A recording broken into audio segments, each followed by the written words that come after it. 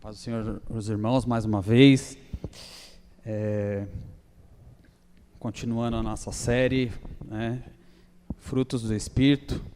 Hoje o gominho é da alegria, né? Trazendo a ilustração. O primeiro gominho foi do amor e hoje, né, o fruto da alegria. Quero fazer uma oração para esse momento. Senhor, em nome de Jesus, te agradecemos por esse período de oração, pelos irmãos aqui, Senhor, por essa reunião, Senhor. O Senhor já fez presente, está aqui, Senhor, em nosso meio, e te pedimos, Senhor, nos direcione nessa palavra, me direcione, Senhor, eu te peço, em nome de Jesus, que eu possa, Senhor, trazer com acerto a tua palavra, Senhor, em nome de Jesus. Amém. Obrigado. Então, o título da mensagem dessa noite: o fruto, a alegria. Está lá em Gálatas, capítulo 5, versículo 22. Peço que os irmãos me acompanhem aqui. Gálatas 5, 22. Mas o Espírito de Deus produz o amor, a alegria, a paz, a paciência, a delicadeza, a bondade, a fidelidade. E hoje, como falei para os irmãos, né, a parte ali da alegria, o fruto, a alegria. O capítulo 5 de Gálatas, né, ele se inicia com Paulo discorrendo sobre a liberdade que nós temos em Cristo, né? Uma liberdade, né, não no sentido, nós somos livres através do sacrifício de Jesus, livres do pecado, livres, né, do domínio do mal. E ele vai passar e escrever sobre um falso ensinamento ali na parte da circuncisão. Os irmãos estavam sendo ensinados por um líder, né, onde não se sabe o nome, e ele estava aquela dúvida, né, os irmãos precisam passar pela circuncisão ou não. E Paulo vai discorrendo, né, ele também fala que nós fomos chamados para a liberdade, como eu já falei, mas para usá-la, não usá-la para dar ocasião à carne, né? Os que andam na carne fazem um desejo da natureza humana, né? O desejo da nossa natureza humana. Nós somos humanos e estamos propensos a manifestar isso. E eu quero só ler um pouquinho antes, né? O versículo 19, 20 e 21. As coisas que a natureza humana produz são bem conhecidas. Elas são a imoralidade sexual, a impureza, as ações indecentes, a adoração de ídolos, as feitiçarias, as inimizades, as brigas, as ciumeiras, os acessos de raiva e ambição egoísta, a desunião, as divisões, as invejas, as bebedeiras, as farras e outras coisas parecidas com essas. Repito o que já disse: os que fazem essas coisas não receberão o reino de Deus. Então, quando eu estava para preparar essa mensagem, né, o Espírito Santo me fez voltar um pouco, né, para que a gente esteja atento a isso também, né? Se a gente não anda sobre o domínio do Espírito Santo, a gente está propenso a cometer esses erros, porque a nossa natureza é pecaminosa. E Paulo nos ensina sobre esse fruto, né, do Espírito, e mostra o que ele vai produzir em nós, né? Após o amor aqui que a gente vê no versículo 22, encontramos a alegria, né? Quem está alegre aí? Amém. Alegria que em outras versões aparece como gozo, né? Onde a tradução é virtude, moral, né? No sentido de prazer, né? Júbilo, bem-estar, satisfação, né? Então, a alegria aqui é um tom diferente, né? Diferente da alegria momentânea, né? Uma felicidade aquela de algo passageiro, onde a gente, por um acontecimento feliz, a gente fica muitas vezes, né? Então, essa alegria é diferente. Muitas vezes em casa, quando a gente está ali com a nossa internet, né? A gente está com o nosso conforto do lar, a gente fica alegre, né? Tem ali a internet para dar o escape, ou de repente quando a nossa despensa está cheia de alimento, a gente atingiu a meta ali no serviço, a gente alcançou as coisas, a gente fica alegre, isso torna a gente alegre, né? As expectativas, né, em atingir as coisas, a boa notícia que chega, né? O nosso empenho nos estudos, tudo isso nos traz alegria, né? Quando a gente recebe algo bom, né? Alcança as metas, a boa nota na prova e tudo mais. Mas isso pertence mais ao mundo e ao que ele oferece. A alegria no Espírito Santo é diferente, né? Não é uma emoção superficial que sobe e desce como um termômetro, né? Acompanhando as mudanças do clima, né? Mas é uma experiência profunda de suficiência e segurança no Senhor. Apesar das circunstâncias ao nosso redor, se nós estivermos em Cristo, nós estaremos alegres e confortados nele. E esse tipo de alegria, como eu falei, não é um termômetro, mas sim um termostato, né, que é um aparelho, um dispositivo que controla as variações, né? Então a gente vê e aprende aqui, olhando um pouco mais a fundo, né, que a alegria do Espírito Santo não é um termômetro onde os acontecimentos vêm e isso se altera, né? Mas é um termostato, que é um dispositivo que controla as variações de temperatura de um sistema, procurando manter a temperatura constante. Então, ilustrando assim, né? Essa é a alegria do cristão. E a alegria nos aspectos que encontramos na Bíblia, né? E o primeiro ponto aqui é que o reino de Deus é composto por alegria, né? Onde a gente vê lá em Romanos, capítulo 14, versículo 17. O reino de Deus é um reino de alegria. Romanos, capítulo 14, versículo 17, que está aqui. Pois o reino de Deus não é uma questão de comida ou bebida, mas de viver corretamente em paz e com alegria que o Espírito Santo dá. Então, aqui Paulo já traz para nós isso, né, que o Espírito de Deus, nesse um breve ensinamento que ele dá também sobre uma questão de o que os irmãos estavam se alimentando, se isso que eles fazia bem para a consciência ou não. E Paulo aqui no versículo 17 ele vai dizer que o reino de Deus é composto de alegria também.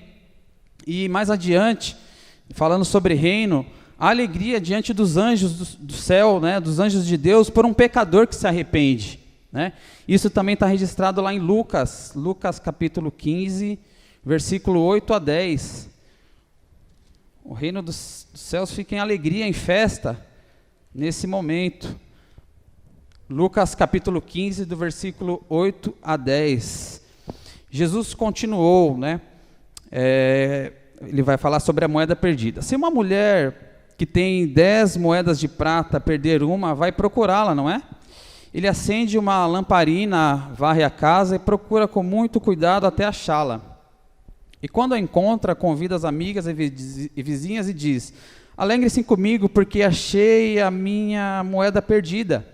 Pois eu digo a vocês que assim também os anjos de Deus se alegrarão por causa de um pecador que se arrepende dos seus pecados.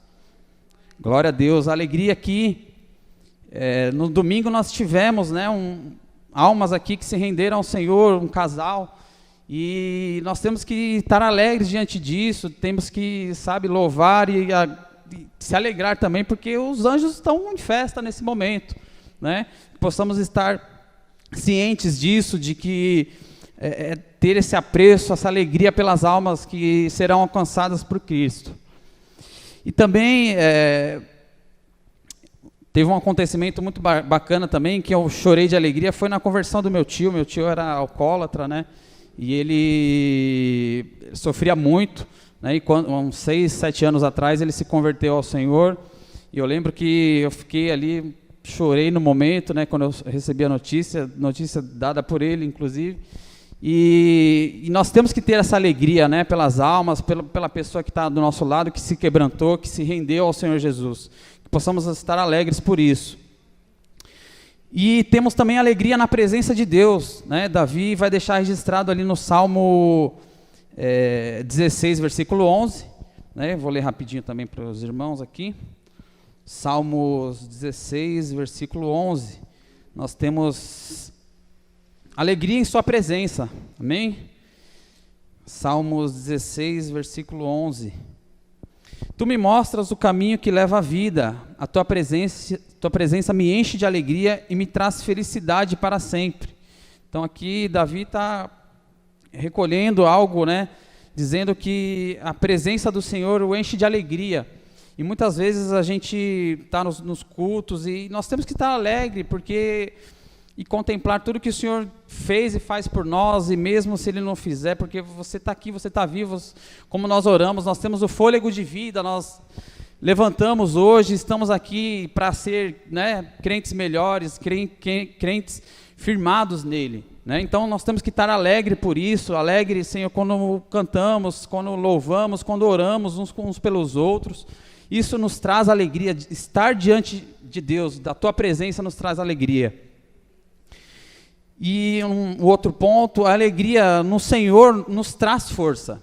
A alegria no Senhor nos traz força. Isso está ali em Neemias, capítulo 8, versículo 10. Neemias, capítulo 8, versículo 10, vou ler rapidinho também. Neemias está mais para trás. Vamos lá, Beriano, tem que encontrar Neemias. Neemias, capítulo 8, versículo 10. Vão agora para casa e façam uma festa, repartam a sua comida e o seu vinho com quem não tiver nada preparado. Este dia é sagrado para o nosso Deus, portanto não fiquem tristes, a alegria que o Senhor dá fará com que vocês fiquem fortes. Aqui Esdras está falando sobre, e Neemias reuniram o povo, e após um período de muito trabalho, muito esforço, né, eles se reuniram para ler a lei, e leram diante do povo, e o povo entrou em comoção, em estado de ali de uma certa emoção ali dominou todo mundo, e Neemias e Esdras vão passar para que eles se alegram no Senhor, né? Que naquele momento era para estar alegre, para estar firme, forte diante de Deus, porque o pior já tinha passado. Então, muitas vezes nós com as circunstâncias da vida, com alguma coisa que acontece, a gente passa por essa comoção, esse susto, né? Um abalo na emoção, uma coisa que você recebeu que não foi bom, mas no Senhor nós encontramos força para seguir e alegria nele, né? Alegria diante de Deus. Então se alegrem, porque Ele vai trazer força para celebrar bons momentos, e aqui aconteceu o que a gente viu aqui nesse trecho de Neemias, né? Se estivermos no Senhor, firmes neles, acreditando no Senhor que nós podemos passar pelas adversidades, pelos problemas, o Senhor nos vai dar alegria e nos dar força, porque mesmo em momentos de tristeza, de dor, o Senhor está ali presente, e nós temos que estar alegres por isso, irmãos, em nome de Jesus, graças a Ti por isso, Senhor.